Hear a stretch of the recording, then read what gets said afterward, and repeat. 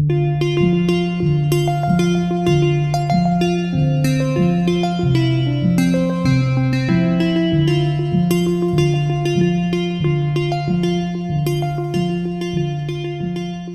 everyone. Welcome. For those of you who don't know me, my name is Brig Daniels. I am a law professor here at the College of Law. And I'll say a little bit more about myself here in a minute, but on behalf of the university and the S.J. Quinney College of Law and the Wallace Stegner, we welcome everyone. I just checked to make sure we were online and asked how many people do we have online. In addition to the people in the room, I welcome the 250 so people who are online. And I hope that this is going to be a lively and a productive conversation. You might see that I'm staring at the door right now. One of the reasons is our commissioner, being the commissioner, has a lot going, and he's going to be here any second. So he'll come here in a minute. I'll wait to introduce the team when he does. And I didn't see Tim. Tim, are you here? I don't see you. His deputy director is also on his way.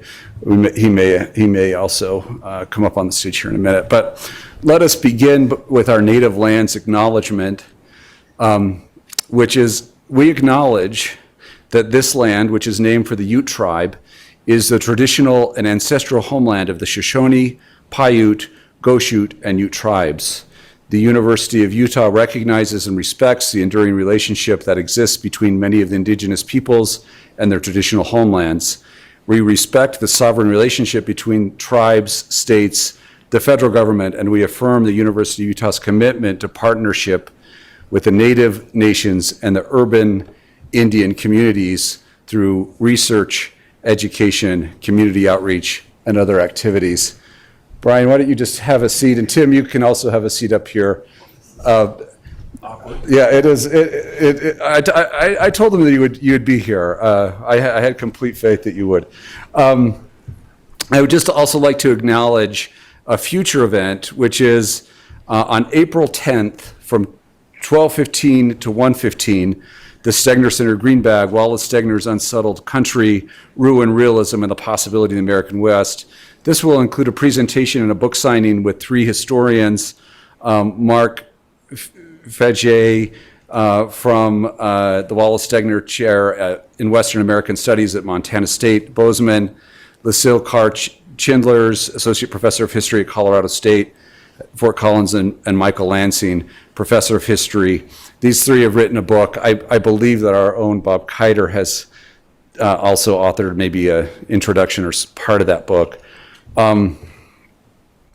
So today we're going to have our Great Salt Lake 2024 legislative update with the commissioner and his deputy. Let me just introduce both of them if I can here for a moment.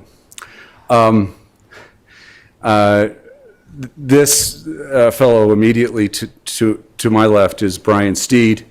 In May of 2023, our governor, Spencer Cox, appointed Brian Steed as the first ever Great Salt Lake Commissioner. I can say that I don't know that they could have picked a better person.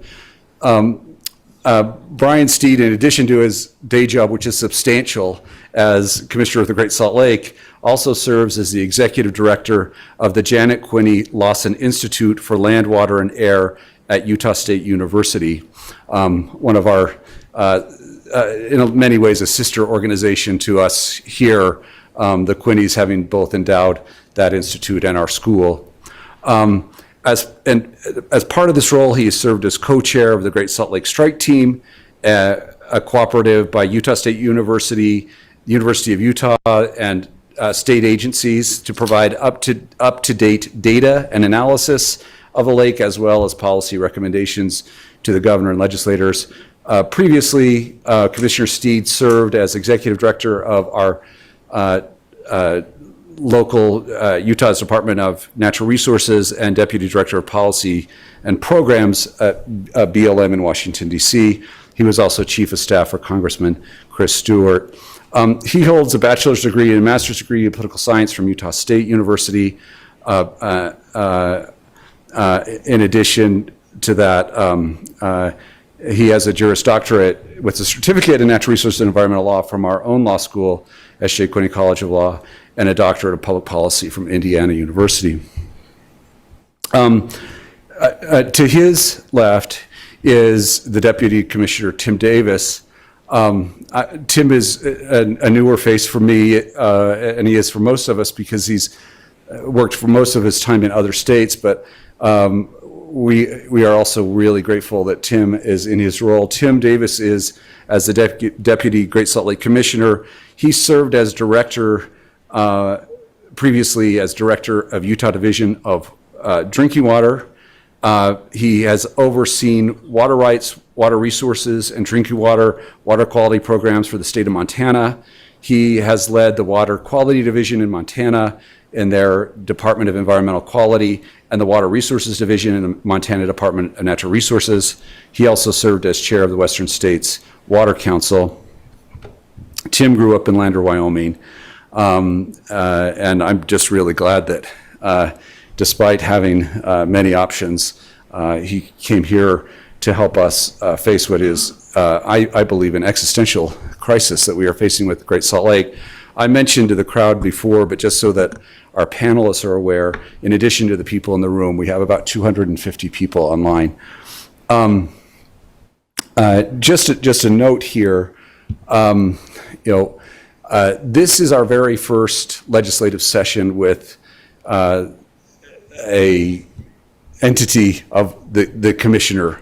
The commissioner was something that was created in the last legislative session, we're just trying to get our understanding about how the commissioner and the legislature are going to work together. I'm going to sit up here with you all, but I mean, maybe I could just start out with a question before I sit, which is, just sort of broadly, and I won't necessarily be looking to cut you off from this, so take the time that you feel that it needs. But I'd just love for you to give us sort of your big kind of overview points about what happened in the legislative session, and then also, what's happening in the commissioner's office at the same time, because I think really both of those entities are vital as we're trying to figure out where we're going in order to save our Great Salt Lake. Thanks. Thank you, Brig. I got it. Thank you, Brig, so much. I've known Brig for a lot of years. Back when I was like an aspiring academic, I got to know Brig at an academic conference of all places, where we were both kind of working with my, at the time, my dissertation chair. Her name was Eleanor Ostrom, and so we were both working with her, and so we had this mutual acquaintance, which was pretty cool. And so I'm grateful for the opportunity. I have to be very honest. I'm sorry for being late today, but that being said, when I walk into this building, I didn't even go to this building, I still get nervous. I don't know what it is. After I don't know how many years, and then I've got, Professor Kiter sitting here in the audience, who was one of my natural resources professors, and it just makes me nervous, the whole thing. So if I stumble, I may turn to you all to enlighten us on what am I even doing here? I don't even know. Let's talk about the legislative session real briefly.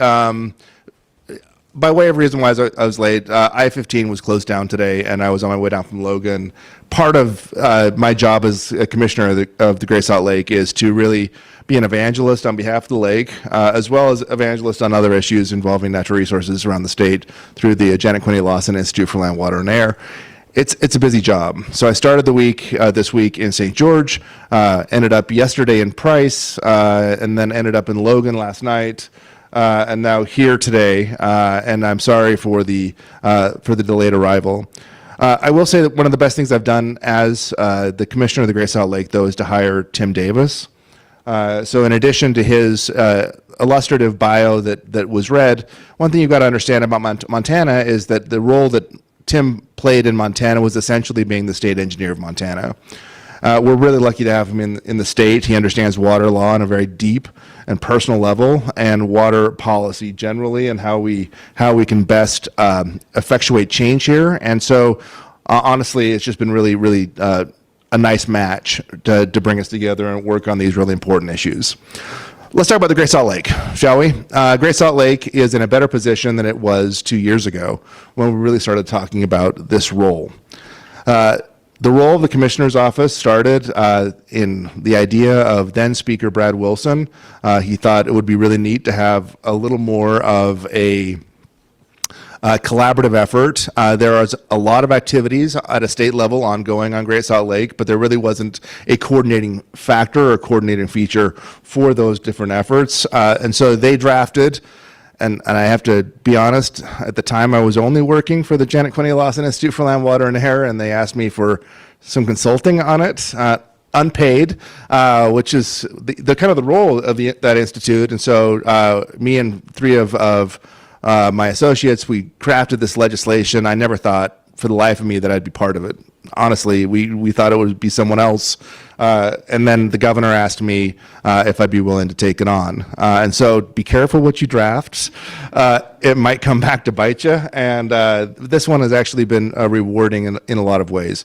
So that ended up, HB 491 came to fruition. It was passed, signed by the governor during the last year's legislative session. And then I was appointed, confirmed by the Senate in the summertime, and then officially started that job on July 1. The Commissioner's Office is really rather broadly defined in terms of what it's supposed to do.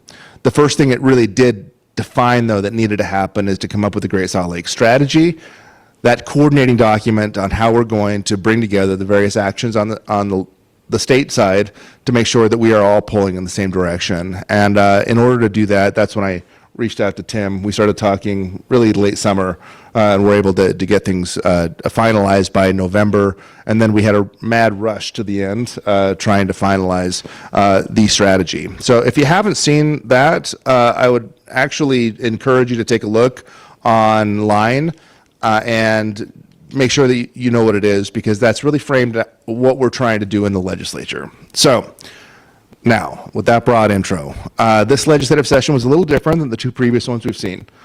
We have seen kind of this really mad rush on water, on water policy, water change in the state of Utah. I came back, what took me to St. George, I was at the Utah Water Users Conference. There was a presentation as part of that conference on Monday morning dealing with the various changes in state water law. An attorney who I know has done another green bag here, Emily Lewis, has compiled a list of the various changes in water law. There's some 65 substantive changes in water law over the last 5 years. For something that is as static as water law tends to be, that's by design. A lot of people want to have certainty in water. To have that many changes is pretty remarkable. When you look at the substance of those changes, it's more remarkable still. Things like in-stream flow rights and things like mandating secondary meters on residential uses, things that we really couldn't get passed across the finish line in previous years, but then did come to fruition during the previous legislative sessions. We were hoping to have a legislative session kind of in that same trajectory. I will say the budget and other things rose to the level of attention and caught legislators' attention, and so it was a little different. That's not to say it was a bad legislative session. I think that we saw some major changes in law, and we'll talk about that. Tim, why don't you say something as well? What do you think? So let me first echo what you said about about Brian. I think he's the perfect person to be the first commissioner for the Great Salt Lake, and I think the fact that that Governor Cox appointed him and that the Senate confirmed him just reinforces that. I think the governor as well as legislative leaders agree with Brian's background, both from a policy perspective, the fact that I'm surprised he got out of school. He kept going back to school, whether for a master's, a PhD, and a JD. But he, with his background with policymakers, running the Department of Natural Resources, and now his close tie to the university, I think he's the perfect one to lead the state through the development of the strategic plan, and now we're shifting towards implementation. And from my perspective, this legislative session, I just think the fact that we spent a lot of time talking with legislators, legislative leaders, met with them about the strategic plan, and really coming out of the legislative session with additional funding to help implement it, some additional tools to help implement it, but largely with the authority and the plan intact so that we can move forward, I think is a success. So I'll just stop there. So, and if I can just go through some of the biggies that we tracked very closely during this legislative session, and then if we may, Brig, with your permission, I'd love to see how that syncs up with our plan, if you want to do that. Yeah. Okay. I'm just going to go through these really quickly. HB 435, if you haven't tracked it, was GSL or Great Salt Lake revisions. This was a mineral bill. It was to bring some parity on the Great Salt Lake for mineral extractors with regard to other water rights uses in the basin. And this is going to take some explaining, but figure this. You have a bad water year and a bad water year. We know that there's going to be prioritization of who gets those rights based on seniority. And so first in time, first in right will govern. You'll have some people that will not get their full allocation based on the amount of water that's actually in stream. When you get to something like a terminal lake, like the Great Salt Lake, unfortunately, there's always water there until there's none. And as a result of that, you actually have this very weird situation in Utah to where that prioritization system really never kicked in, because you always had mineral companies that had water rights that really could be satisfied to the exhaustion of the lake. This bill was trying to incentivize a change in that structure to make sure that we have more parity there. So three main pieces to it. One, it does provide incentives for mineral companies to conserve more water. If they enter into a voluntary reduction of uses, they are able to obtain different types of tax benefits, and so that was the general intent.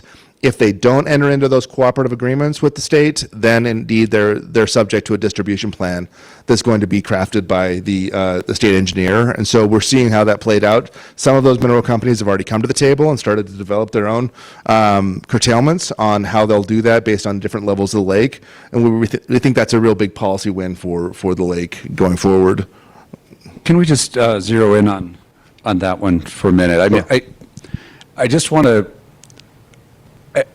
I want to just kind of zoom in on something you said, because it's easy to go past it. But, you know,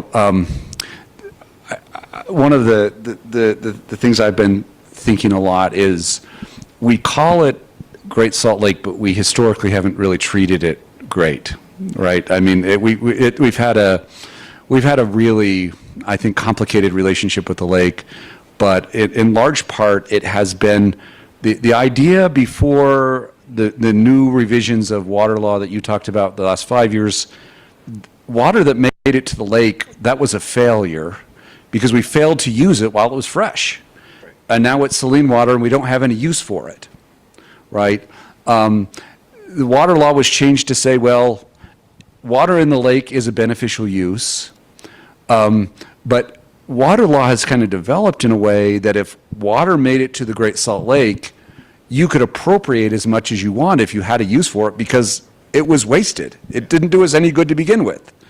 And so when you say bringing, you said bringing, water users of the saline water on parity with other water users, you mentioned up to the exhaustion of the lake. I mean, can you just kind of zoom in on that point for a minute? Because I think that really is a key point. So, as was mentioned before, the jobs I currently have, I was the Director of Department of Natural Resources in the fall of 2022, or actually in the summer of 2022, we could see that the Great Salt Lake was in real trouble.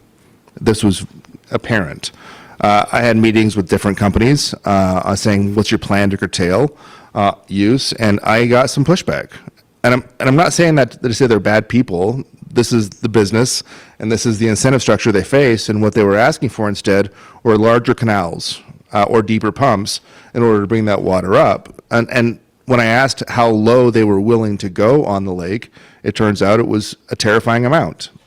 That's an incentive problem we can fix through policy, And so that's something I think that we really took a long time and look at. And I really appreciate the bill sponsors, Casey Snyder and Senator Sandel, who really did spend so much time during the legislative session on this bill trying to get it right. And I'm not saying that it's a perfect piece of legislation, but I am saying it's a substantial step forward when it comes to changing the incentives on use of saline water.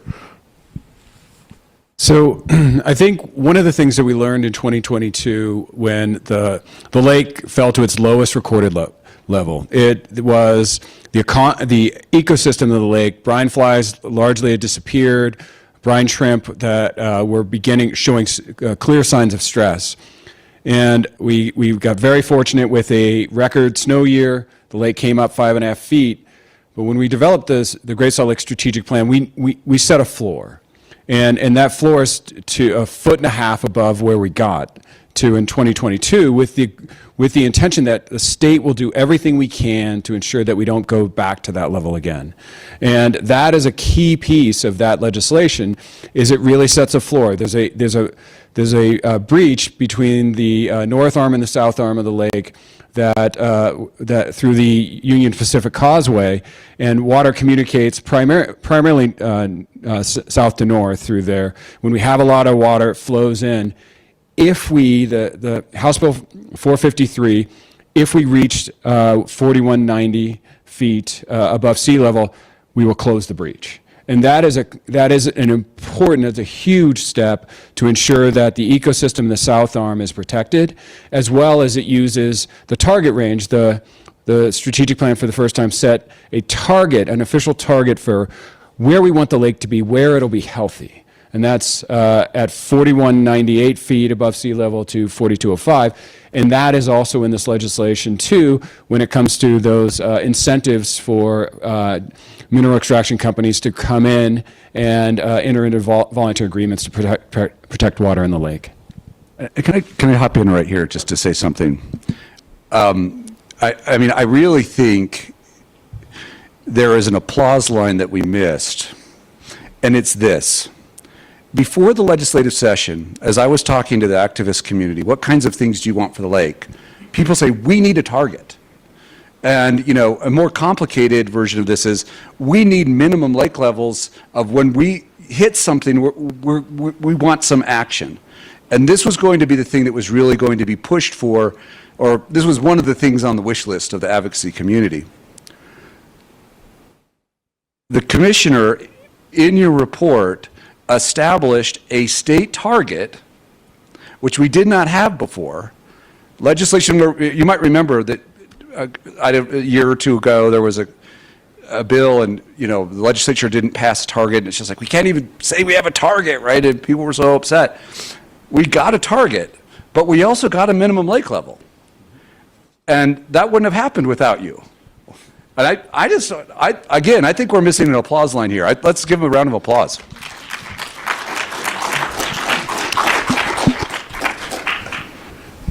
That's really kind. But, I mean, it's the job, right? It's what we're trying to do, and I think that we have to make sure that we're trying to do what is going to be in the best interest of the lake. And setting a floor and a target seems like just good policy, doesn't it? And that's what we're pushing for. So, and to be able to accomplish both in the first year of the existence of the Commission's office, we're proud of that. I got to be honest, we're proud of that. One last thing I'll just mention on HB 435, just so we're aware. It also sets a mandate. The Division of Drinking Water sets a salinity limit, not drinking water. Drinking water? Drinking water. No, it's water quality, yeah. Division of Water Quality sets a salinity limit for discharges into the lake, which is something that hasn't happened heretofore either. And so that's something that we really are going to monitor salinity much more tightly than we have in the past. And there's a reason behind that. The science of the lake is that as the north arm is already too salty to sustain anything but what they call halophiles, really salt-loving organisms that occasionally turn the lake pink. On the south arm, we still have this really rich diversity of life. If it gets too salty, though, we lose that. And at the end of 2022, we were about 185 grams per liter salinity content, which is a lot. And we started to see those negative consequences that Tim was saying. Right now, based on kind of those intentional actions we've made and combined with a phenomenal couple of water years, we actually are now sitting at about 120 grams per liter, which is a much healthier range for salinity on the lake. And so that's something that we'll be continuing to monitor, and this bill also helps facilitate. Okay. I could go to questions, but do you have any other legislation you want to talk about? I'll just mention real fast two more that are important on Great Salt Lake that are meaningful, and then some of the allocations of financial resources.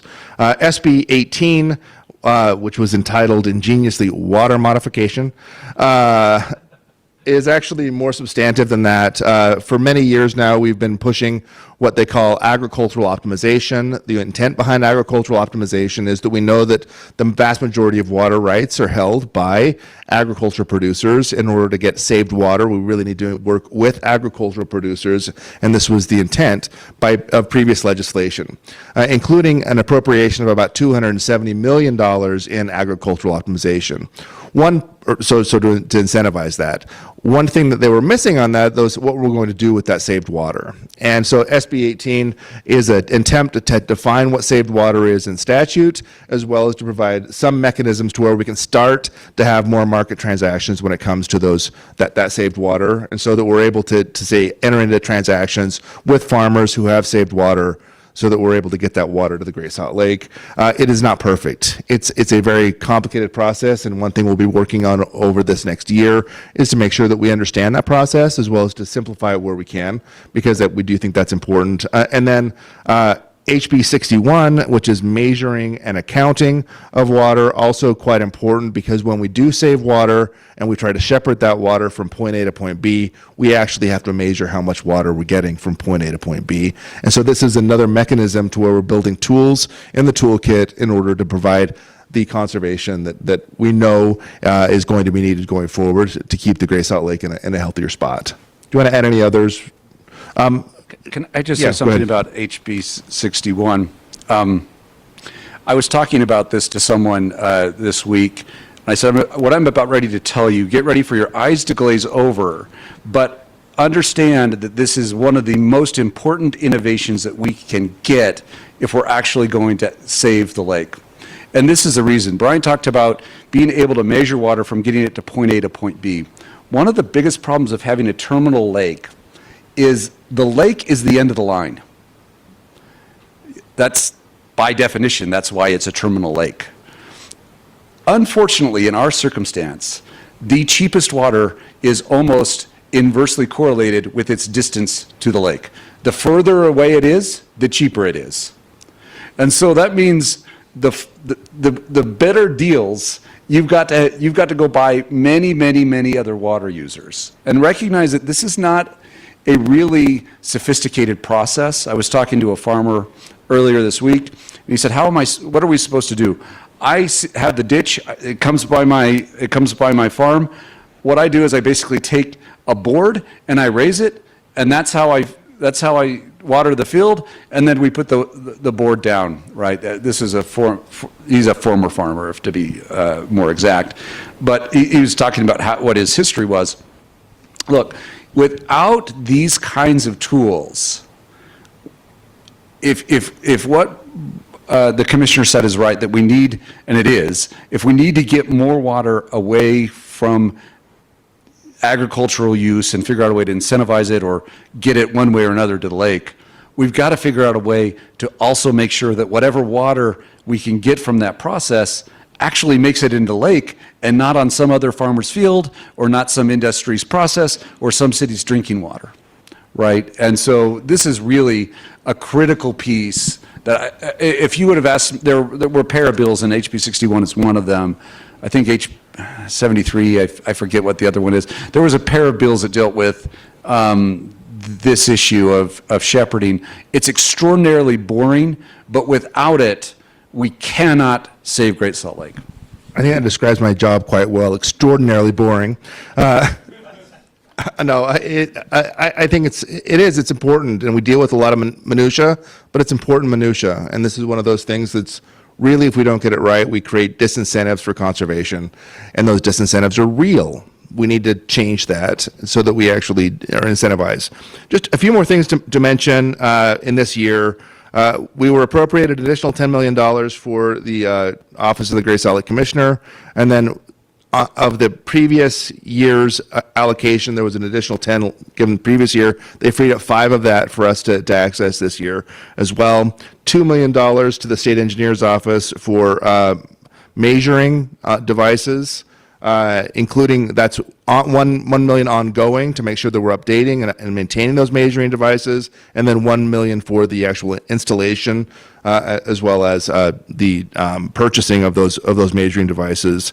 $7.5 million for Phragmites treatment and wetland restoration, which is a big deal around the lake with a non-native species, Phragmites, which is very water hungry and not specifically very wildlife friendly. It'll crowd out most wildlife, and so trying to get that taken out is important.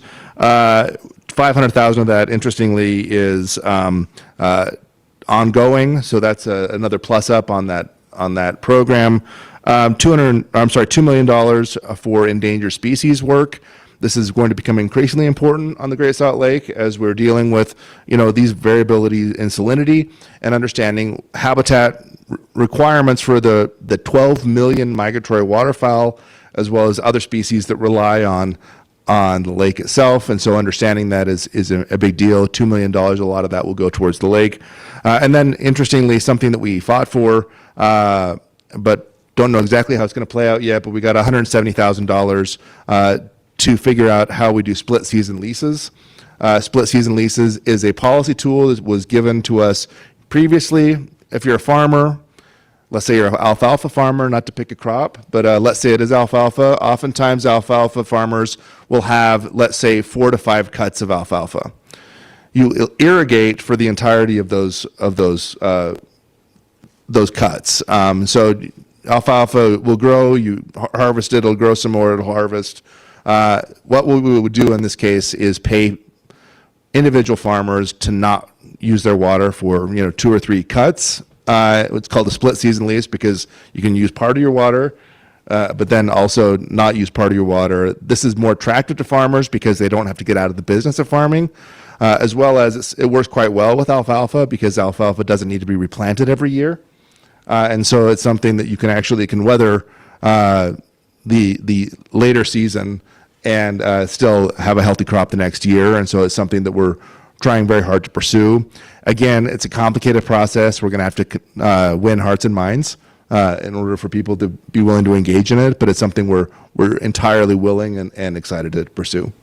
So anything else you want to add, Tim? And I would just add that $10 million additional funding to the Commissioner's office, along with the $5 million that was freed up, that is really for us to go out and work with farmers, work with water right holders to lease water to get it to the lake.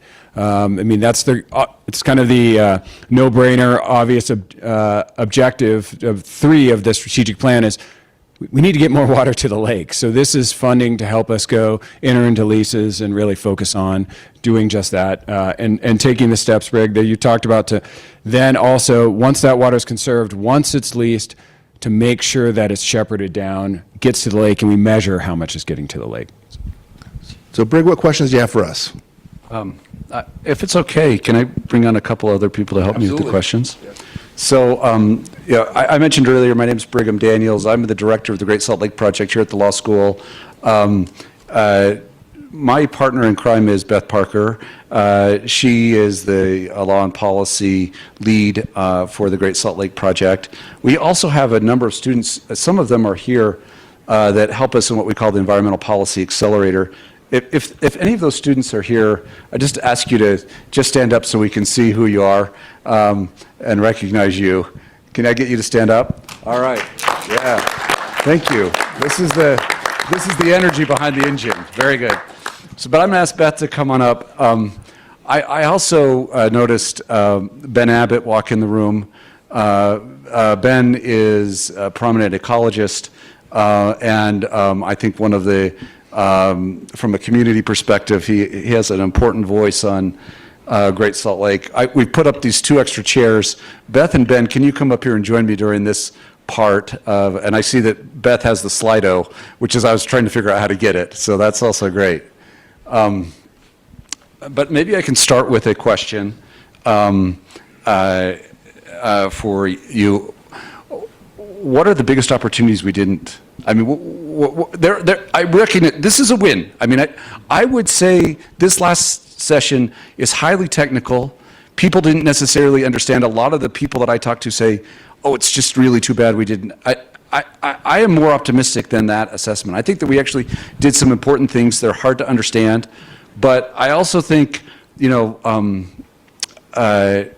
whether it's this is a marathon that starts with a sprint, or whether it's we've gone light years, we still have light years to go. I mean, I'm trying to figure out what are the big things that we need to be looking out for as, stuff that didn't get done. I realize we can't do everything every session.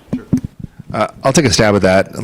I'm going to be measured in my remarks, and I'll tell you, we're dealing with what game theorists would call a repeated game, right? To where we're going to have to go back to the legislature and work with them over and over again. And in truth, in that spirit of being a repeated game, we got to look at what we've done to date as well as what's left to do. And so I have to say, in a state as conservative as Utah, the fact that we're up here talking about legislative wins on the Great Salt Lake following when we put over $1 billion into conservation. Now, not all of that has gone to Great Salt Lake. Let's be very clear on that. And that's a statistic that the state wants to take. That's meaningful, right? And so there's this tendency, I think, that a lot of us have to say, yeah, but look how far we have to go. Let's not also undervalue where we have come. It's quite amazing that we are where we are, and thankfully we've had 2 good water years that helps provide a little bit more of a runway as well of where we're going. Now, missed opportunities, I do think that in some ways our good water years have been a huge blessing, but it's also taken some people's eye off the ball. And interestingly, I was at a Utah Foundation lunch yesterday, and in that Utah Foundation lunch, they put up the priorities that they had been doing on a survey for a long time. Interestingly, they had invited me, not knowing what the results of that statewide survey was going to be, right? And I had the uncomfortable position of being on a panel where I was, I think, second to the bottom of things that people thought were important this year. And I think that there's this tendency that people will only think about water, only think about the Great Salt Lake if they perceive it to be in crisis. In truth, the crisis is not as acute, but we are always going to be in somewhat of a crisis on water in the state as we grow. And if you look at where the Great Salt Lake is compared to where it needs to be, we are still a long ways away from what is healthy. And so looking at that, I think that we have to make sure that people don't get complacent. And we have to make sure that the legislature doesn't get complacent either in focusing on these important issues. Jim, do you want to add anything to that? Yes, thanks, Brian. There were a number of pieces of legislation that did not pass, and they were, legislators were curious about what success we've had so far, how much water has gotten to the lake, how much that $1 billion of conservation has bought us, and we don't have really good answers for it at this point. Talking about measuring, the nature of the plan when we put it together, it's iterative. So it's got, the first year, 5-year, 30-year nature of it. I think we have to take the tools that we've been given, be able to measure, show what improvements have happened, and then come back and say, okay, here's what we learned, here's what we have to change. Because it's not going to be until we start getting additional conserved water into the lake and we can see how much the lake changes and we have that data. Models are great, but I love data. I love actual facts. And until we can actually show that, and there's a hunger in the legislature for that, I'll just say, we need to be able to do that. We need to be able to take the tools and the resources we've been given, show progress, and then show what's not working. What is that next step? And I think that that's what Brian's getting at too. It's iterative in nature. We will learn more as we implement what we have. We haven't done enough. We just don't know exactly what that next step is. And we are going to need additional resources. That's the other thing I would say. The good news is Mother Nature has provided us 2 phenomenal winters. but that's not enough to say that the lake is saved. It's far from it. And it's also not enough to say that the structural things driving lake decline are fixed. They are not. And so we're going to have to keep focusing on those things. And so people have started calling me Dr. Doom. I'll wear it. But we still, great years, but we still got more to go. So that's where we are. This will be my last, and then Beth, I'll give you a chance to ask one, and then Ben, if you have one. I want to talk about, it's kind of crazy. Every morning I wake up, and I don't really care what the weather is like generally, but the very first thing I do is I check my weather app. I'm asking myself, are we getting any Great Salt Lake fuel today? My second thing that I always check is I figure out what the lake levels are, both in the North Arm and the South Arm. And then the third thing that I do every day before I get out of bed is I look to see where the snowpack is for the year. And the one thing that I've noticed, we started out and it looked like we were going to have a below average year, and then it looked like we were going to have an average year, and now I'm saying we're having a good year, and we have some more rain on the way if you look at that 10-day forecast, and we're almost to the point where we start going down, so this is really, really valuable precipitation. But the other thing that I've noticed is the lake level has started to go up before the snow has started to melt. And there is a reason for that, and this is a really important thing that I don't think is getting enough attention. So it's been a weird year, and honestly, your order's wrong. For my neuroses, yeah, I do. I will, first thing I'll check is always Great Salt Lake level. I'll check snowpack and then precipitation. But just, I'll change 5 times a day. It's become kind of ridiculous. But the good news is the Great Salt Lake now on the South Arm is sitting where we topped out last year after that 5.5 foot gain. And so that's phenomenal news.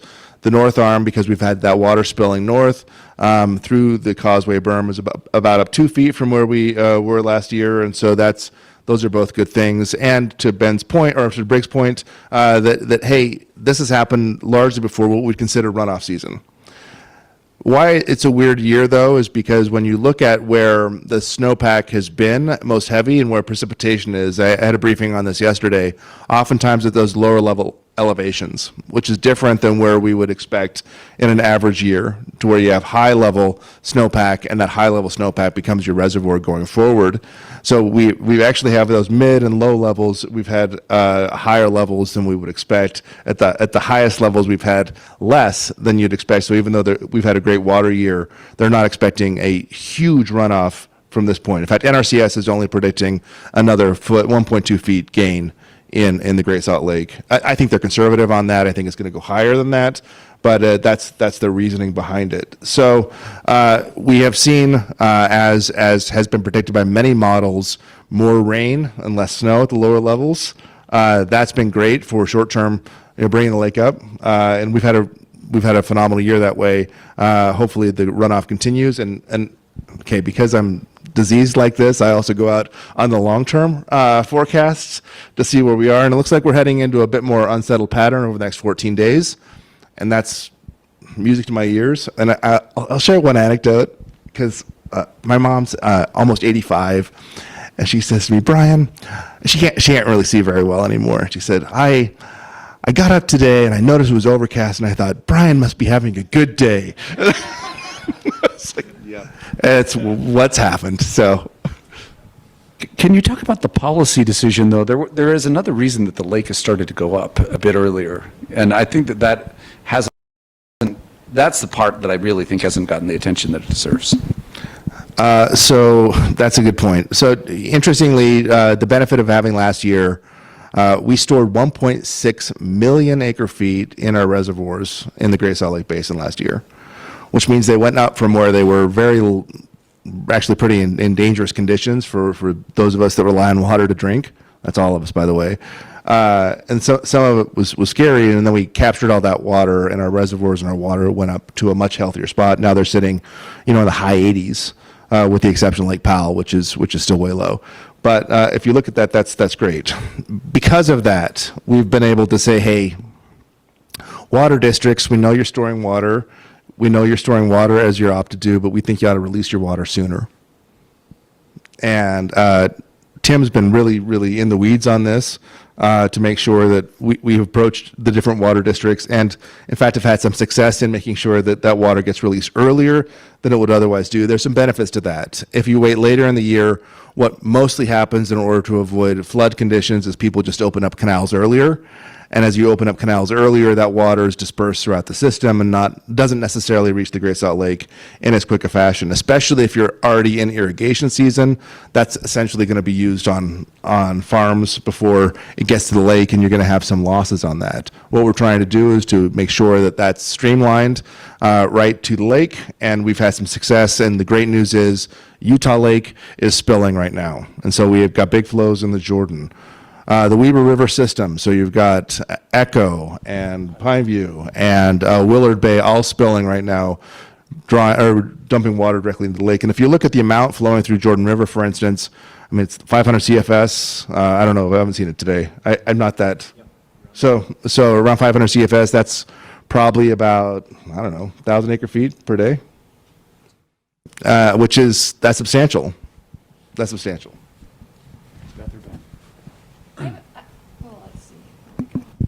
I have a couple of questions, two questions about your strategic report, which came out January 15th, which was 2 days before the session began. So hopefully people were able to read the report. Our students read it in detail, and I'm sorry.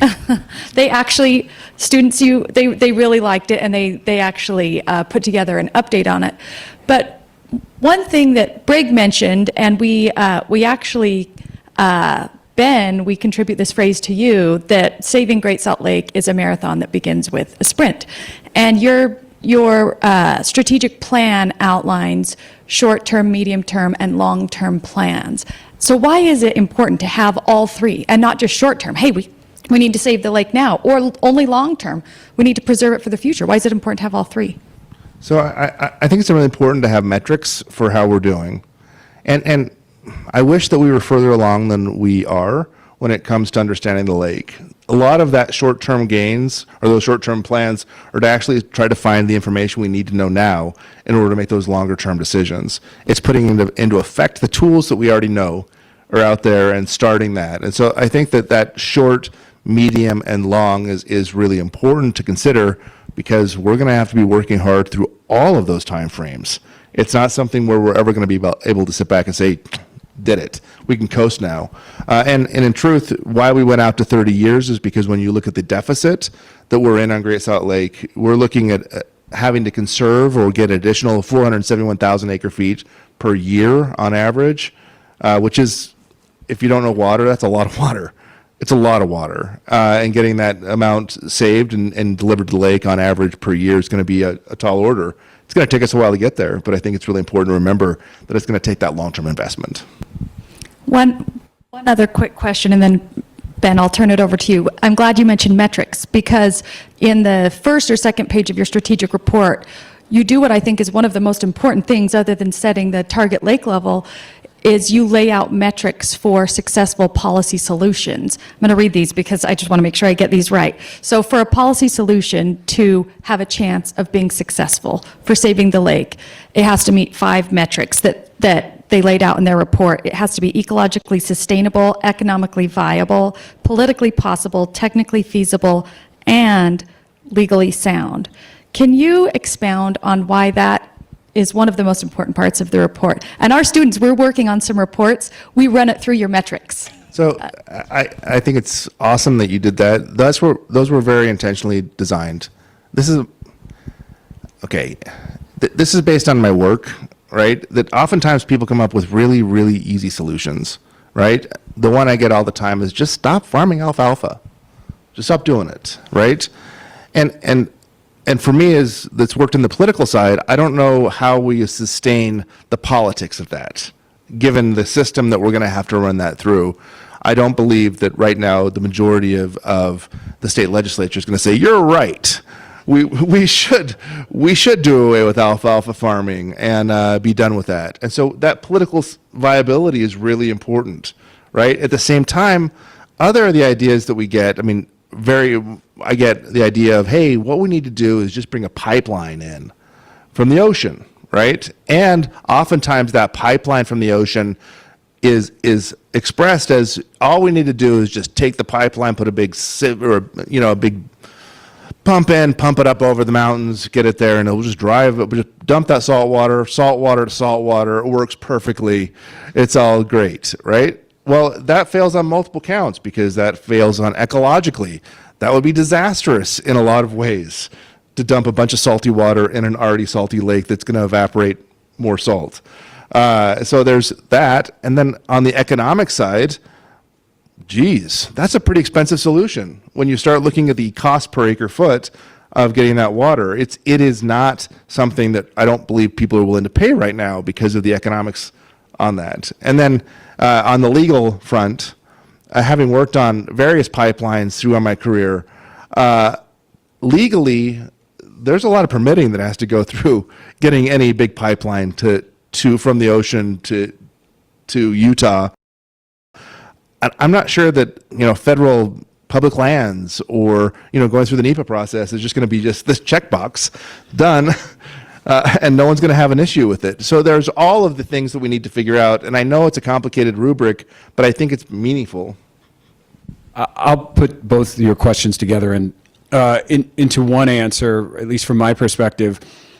The reason we have the 3 time frames, the reason and those criteria for decision making is so that we make a decision and we save the lake in a way that's sustainable over time, that makes not just the lake more resilient, but makes the communities, the farms, the businesses that we need to rely upon to get water to the lake, makes them more resilient over time as well. We need to be able to do this not just once, but we need to be able to do this and sustain it over time.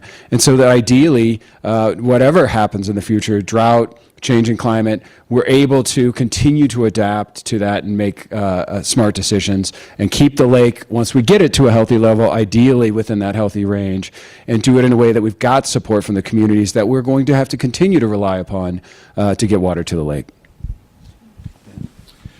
The bringing the mineral extraction companies under the umbrella of consolidated water management is such an important step forward. And their consumptive water use represents less than 10% overall. And so my question is, does this provide a model for what could be done in future years with other water users, municipal and industrial and agricultural? What are the obstacles to using this, and what are the opportunities? Particularly the idea of requiring them to come up with a plan when the lake level gets to this point. What are you going to do? I think it's a really good point. I haven't put a ton of thought into that. I mean, it was a pretty brutal legislative session, and that bill in particular took a lot of time. And what I would say though is this: we are going to have to look at the Great Salt Lake watershed as a whole. And we're going to have to figure out how we make sure that we make up the deficit that's there, right? We would prefer that to be voluntary, right? But if the lake continues to be in peril in the long term, we may not be given that luxury. And given that, I think that given more draconian measures might come through mandates on ESA listings or through dust listings or dust mandates from courts or other things that we might see in the future. I do think this from the idea of all of us thinking together on how to fix it. We are by far better off when this is not imposed on someone, but rather we all come to the table and decide how we're going to fix it. And that's one of the fundamental problems with collective action, is that getting people together and to see your shared interests is hard, but it's not impossible. And I think on this one, people are slowly getting there. We do have work left to do. Ben, I wish that I were able to say that we don't. I mean, I can say you were just on at Water Users, so how'd that go? I got some,